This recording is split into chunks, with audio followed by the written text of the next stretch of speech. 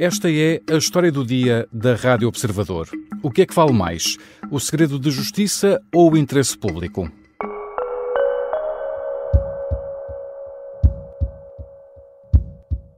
E foi António Costa quem mandou despedir a antiga CEO da TAP, Christine Omier-Weidner. A informação é revelada numa conversa com o então Ministro das Infraestruturas, João Galamba.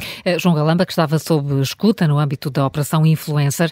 Foi por causa destas escutas que o Ministério Público decidiu abrir uma investigação a fugas de informação no processo Influencer. João Galamba, então Ministro das Infraestruturas, estava a ser escutado neste caso e foi registada essa conversa com o então Primeiro-Ministro António Costa, cujo conteúdo a CNN Portugal divulgou sobre a decisão de demitir a então CEO da TAP. Estas escutas, sem qualquer relevância criminal, estão, no entanto, transcritas no processo em segredo de justiça, mas a que o canal de televisão teve acesso e divulgou. O que é que vale mais neste caso? O segredo de justiça ou o interesse público? Fará sentido manter no processo escutas sem relevância para o caso? São questões para a conversa com Rogério Alves, antigo bastonário da Ordem dos Advogados. Eu sou o Luís Soares e esta é a história do dia de quinta-feira, 20 de junho. Bem-vindo, Rogério Alves. Viva, Luís. Começava, se calhar, por lhe perguntar o que é que significa um processo estar sob segredo de justiça. Quase que já não sabemos, não é? Exato. Não, um processo estar sob segredo de justiça significa que aquilo que se passa dentro do processo é, regra geral, inacessível a terceiros. Isto é, aquilo que está como fundamento do processo, que deu origem ao processo, uma denúncia, ou um relatório de inspeção, uma denúncia anónima, por exemplo, os depoimentos das testemunhas, as diligências de prova efetuadas pelo Ministério Público ou outras, a participação de terceiros eventualmente convocados, relatórios periciais, tudo isso decorre inacessível a terceiros. Depois há aqui uma pequena nuance, é uma divisão entre o chamado segredo de justiça externo e o segredo de justiça interno. Isto é, em alguns casos, e a partir de determinados momentos, o acesso ao processo abre-se aos sujeitos processuais.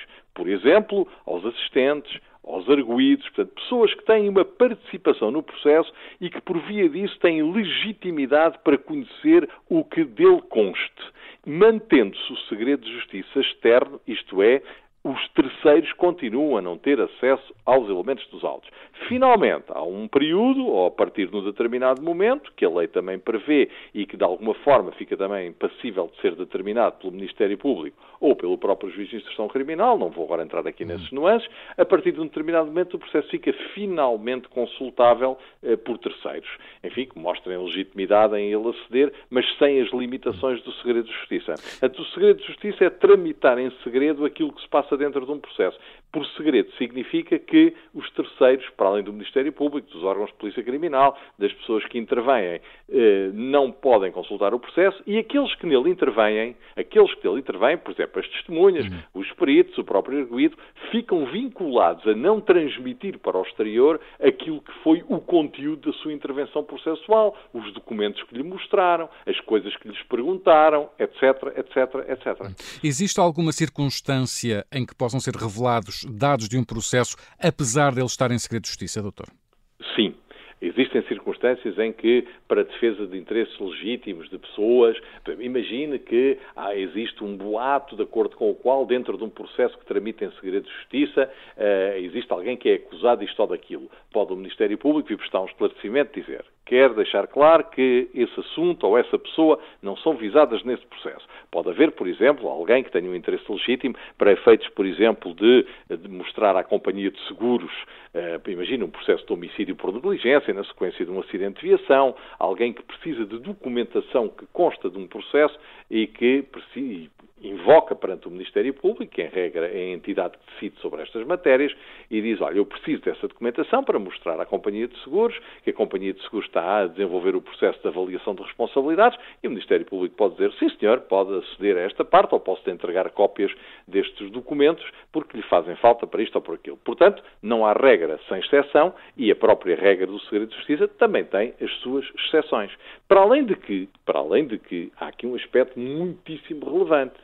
É que há elementos Há coisas que estão dentro dos processos, mas que também, obviamente, estão fora dos processos. Imagine, para dar este exemplo assim um bocadinho abrupto, imagine que o Ministério Público, no âmbito das suas investigações, manda fazer uma busca numa determinada residência e apreende os Lusíadas.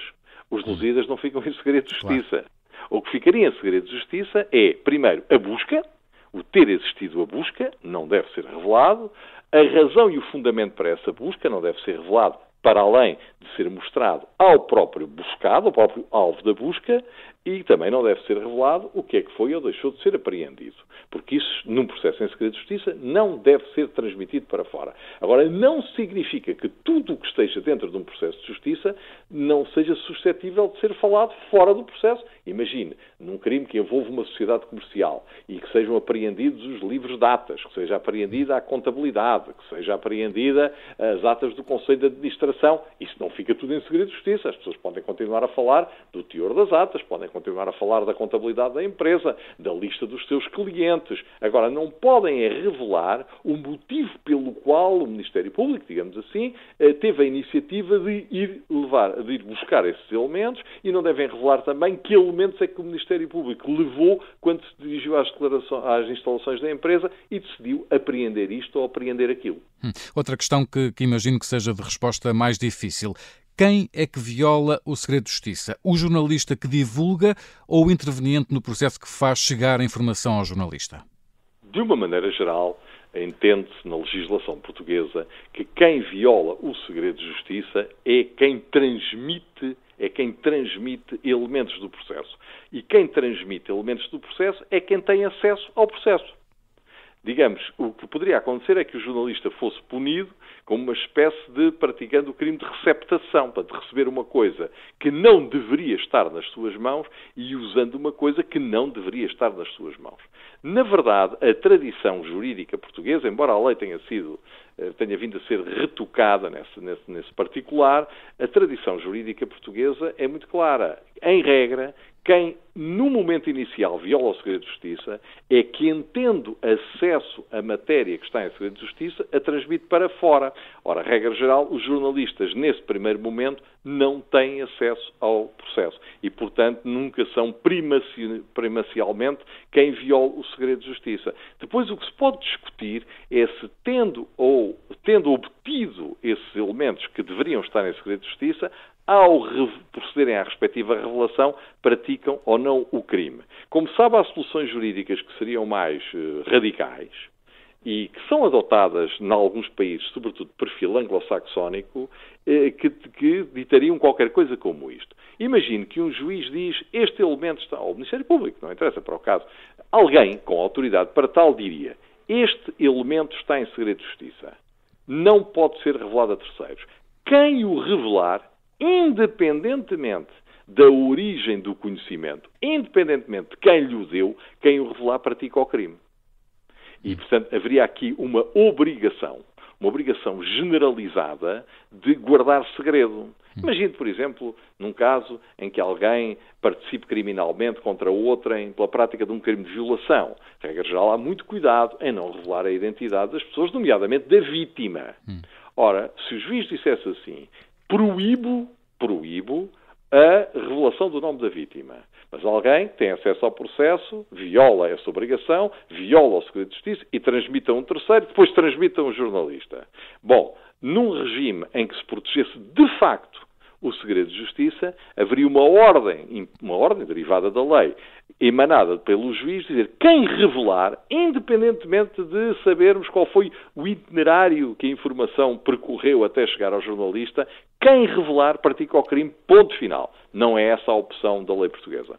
Rogério Alves, vamos agora falar de escutas. Temos, neste caso, titulares de cargos políticos alvo de escutas telefónicas. Quem é que pode dar autorização para estas escutas, nomeadamente a ministros ou a primeiros-ministros em funções? Bom, regra geral, e para não complicarmos muito, o juiz de instrução criminal. De regra geral, as escutas ocorrem no decurso de inquérito. O inquérito é a fase que em Portugal corresponde, grosso modo, à investigação.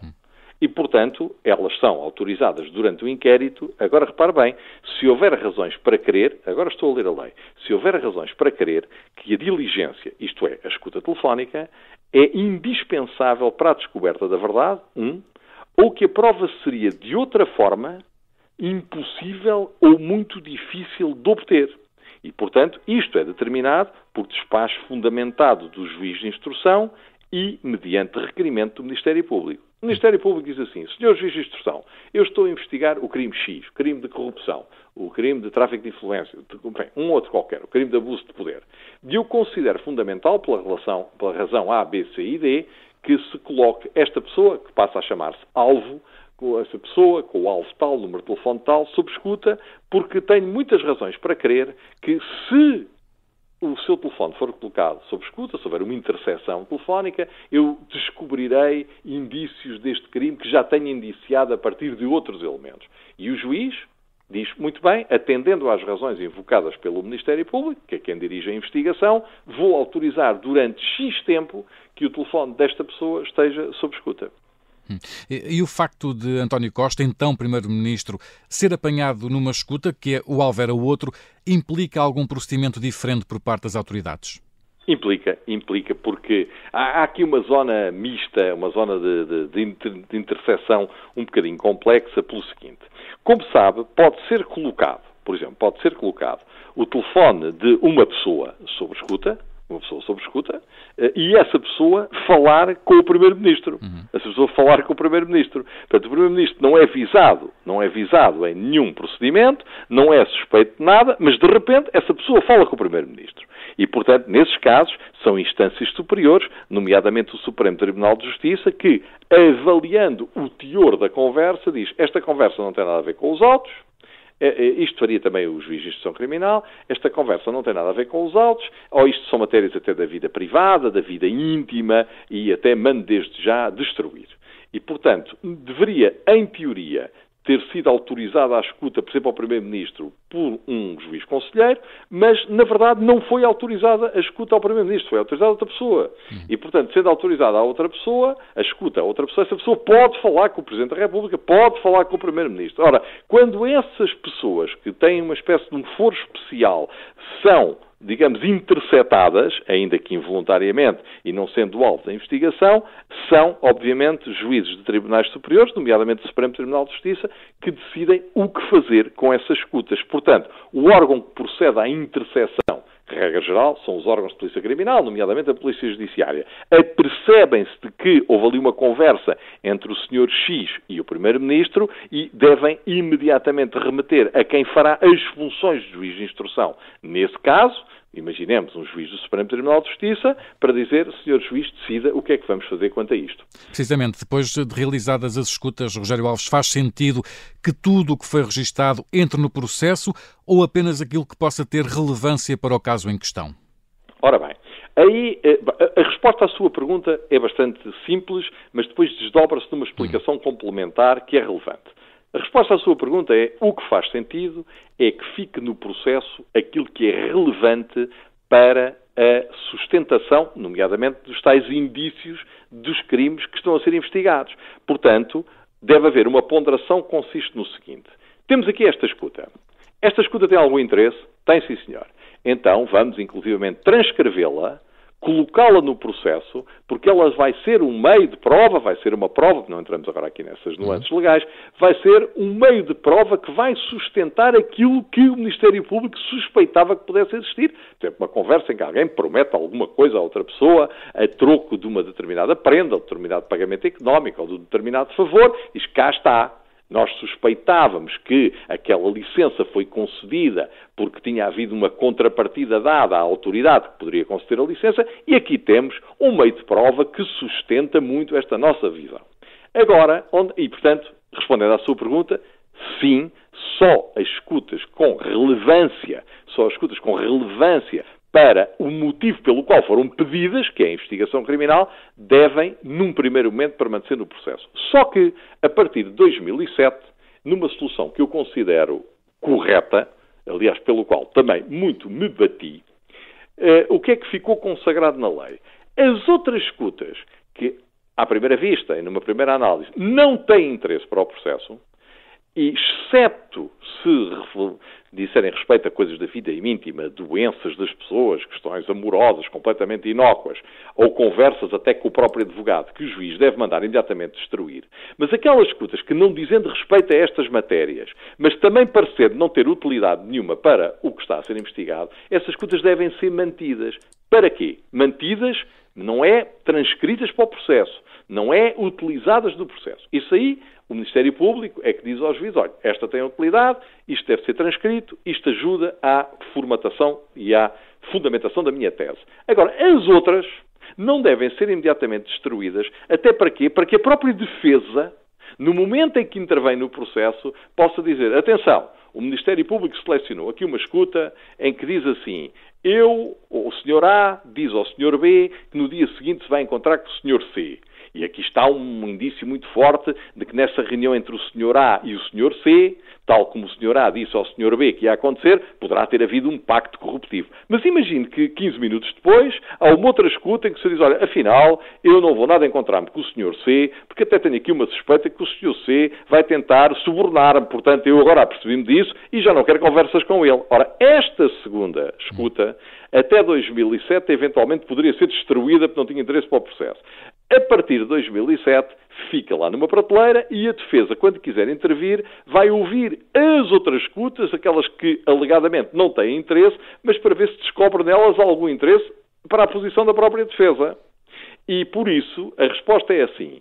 Num primeiro momento, são selecionadas e transcritas para os autos aquelas que quem dirige o inquérito, que é o Ministério Público, entende que têm utilidade para o apuramento da verdade e, eventualmente, para a sustentação da indiciação criminal que é feita. As outras ficam guardadas, e quando a defesa entrar em cena, poderá também ter acesso a elas. Porquê? Porque os visados podem dizer assim aos seus advogados, ó, Sr. Doutor, mas olha, que diz aqui que eu fiz isto ou fiz aquilo, eu ouço esta escuta, até dá a entender que fiz sim senhor, mas olha que eu numa escuta para aí 3 ou 4 dias depois, que tento estar aí também, porque 3 ou 4 dias depois eu voltei a falar com a pessoa e disse que não queria nada com ela, não queria conversas com ela, não queria reuniões com ela, nunca mais ia atender o telefone. E isso é uma coisa que é muito importante, não é? Pode, então vamos à procura dessa.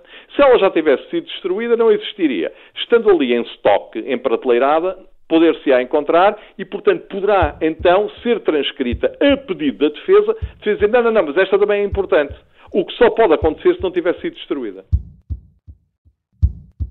Já regressamos à conversa com Rogério Alves, antigo bastonário da Ordem dos Advogados. Na segunda parte, vamos falar do possível conflito entre o interesse público e o segredo de justiça.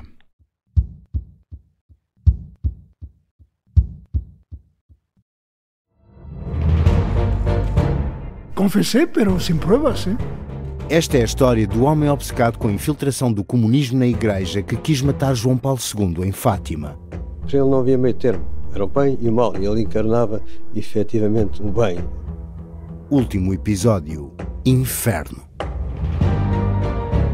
Matar o Papa é uma série para ouvir em 6 episódios e faz parte dos Podcast Plus do Observador. Pode ouvir todos os episódios no site do Observador, nas plataformas de podcast e no YouTube. Os Podcast Plus do Observador têm o apoio da Kia. Estamos de regresso à conversa com Rogério Alves. Rogério Alves, o Ministério Público abriu uma investigação a fugas de informação no processo influencer depois de divulgadas estas escutas. De acordo com aquilo que nos tem dito neste programa, no seu entender, esta decisão faz sentido? Faz todo o sentido.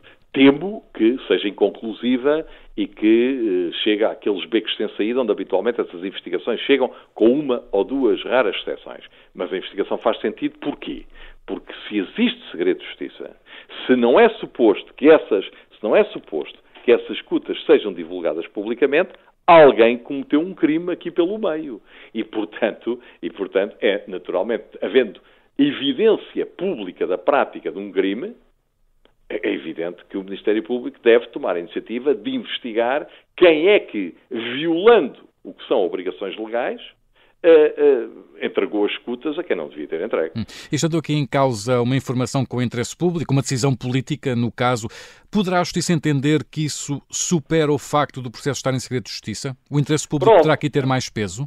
Oh, meu caro Luís, isso é uma questão velha-relha e que tem de ter uma resposta no plano teórico e tem de ter uma resposta no plano prático. Vamos lá ver. No plano teórico, todos nós dizemos que os fins não podem justificar os meios. Isto é, não se podem agora às pessoas arrogar o direito de fazer investigação por conta própria, de violarem o segredo de justiça, de entrarem em casas alheias porque acham que irão lá descobrir indícios fortes da prática de crimes, substituindo-se aos órgãos de polícia criminal e ao Ministério Público e aos juízes de instrução, a quem, em diferentes doses e diferentes graus, compete fazer estas coisas.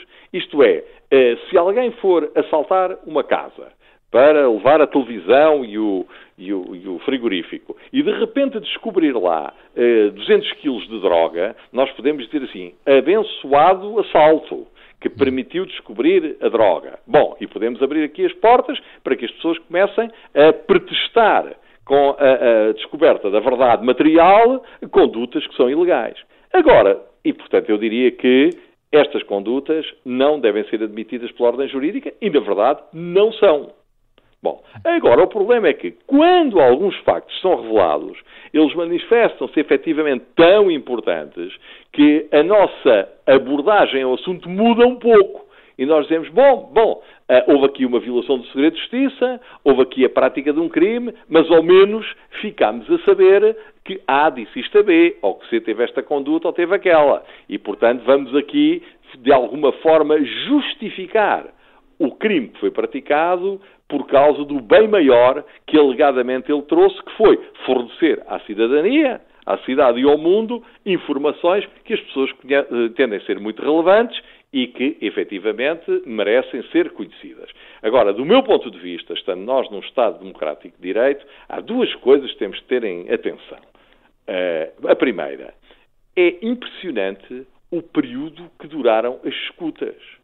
Como viu há pouco, naquele troço que eu li do Código de Processo Penal, as escutas são um meio, de alguma forma, excepcional de obtenção de prova, quando não houver outra forma de o fazer e quando houver forte convicção de que serão muito úteis para descobrir a verdade. Ora, esta é a função das interseções telefónicas escutas. Não é colocar alguém sob escuta para ver se ao longo de 3 ou 4 anos se descobre algum crime. Isso é uma espécie de Big Brother generalizado, uma espécie de operação stop 24 horas por dia, 7 dias por semana, a ver se os infratores em algum momento praticam alguma infração. Portanto, não deixa de ser impressionante ter-se encontrado fundamento, a ser verdade o que se diz, para que ao longo de vários anos se mantivesse a justificação que é a forte probabilidade de que as interseções telefónicas ajudem a detectar indícios de crime e que não possam ser obtidos de outra forma e que esta justificação tenha durado 4 anos. Isto é, que no dia 1 de janeiro de 2020, por exemplo, se tenha iniciado a interseção telefónica, que tenha durado dia de 2020, 21, 22 e terminado a 31 de dezembro de 23. Isto é realmente uma coisa de pasmar. Temos de o dizer com toda a clareza. Em segundo lugar, e aparentemente, quando o ex-primeiro-ministro António Costa foi finalmente prestar declarações ao TSEAP, não foi confrontado com esta escuta, segundo li na comunicação social. Ora, sendo assim, o Ministério Público não a achou relevante para o naipe, para o sortido de elementos com os quais pretenderia confrontar o Dr. António Costa. E, portanto, o próprio Ministério Público, enfim, a ser verdade o que por aí se diz, o Ministério Público não a considerou relevante. Portanto, eu acho que neste momento, com toda a sinceridade, o segredo de justiça, quando começa a ser furado, assim, tipo queijo suíço, já só atrapalha. Valia mais, então, pura e simplesmente, afastar o segredo de justiça e deixar que a verdade viesse à tona. Quer então dizer-nos, Rogério Alves, que se calhar o interesse público tem aqui um pouco mais de peso do que o segredo de justiça nesta situação em concreto? Repare, do meu ponto de vista, muitas vezes o interesse público poderá ter mais importância que o segredo de justiça. Agora, far-me-á a justiça, passa a expressão, dizer, eu sou das pessoas que em Portugal mais se tem batido contra o segredo de justiça. Para mim, o segredo de justiça, aliás, em 2007, eu era bastonário da Ordem nessa altura, a reforma do Código de Processo Penal foi finalmente pelo caminho que eu acho correto. O segredo de justiça é a exceção, a publicidade é a regra. Assim é que deveria ser. O segredo de justiça só deve existir Para duas razões e com estes fundamentos e enquanto eles durarem. Proteger a integridade das investigações, evidentemente que há certas investigações que não podem ser feitas a céu aberto, não pode um arguido consultar um processo e ver que vai haver uma busca à sua empresa 3 dias depois, ou 10 dias depois. Portanto, se é necessário para que a investigação progrida sem ser boicotada e sabotada, e durante um período de tempo limitado, mantém-se em segredo de justiça. Ou para a proteção do bom nome dos visados, sejam os queixosos, sejam as vítimas, sejam os arguidos. Quando um destes fundamentos não existe, com robustez, deve acabar o segredo de justiça. E então, em vez de se andar com as meias verdades, com as meias palavras, com as fontes não identificadas, fala-se a verdade. E, portanto, não é o interesse público o que reclama é que haja menos segredo de justiça. O interesse público não reclama que haja muito segredo de justiça e que se justifiquem as muitas violações do segredo de justiça. A perspectiva correta é segredo de justiça só quando for necessário. Eu, aliás, dizia por vezes a brincar que é como alguém ter um smoking e ir com o smoking para a praia. Não. É ser obrigado a andar sempre de smoking. Não. O smoking tem lá as suas ocasiões especiais.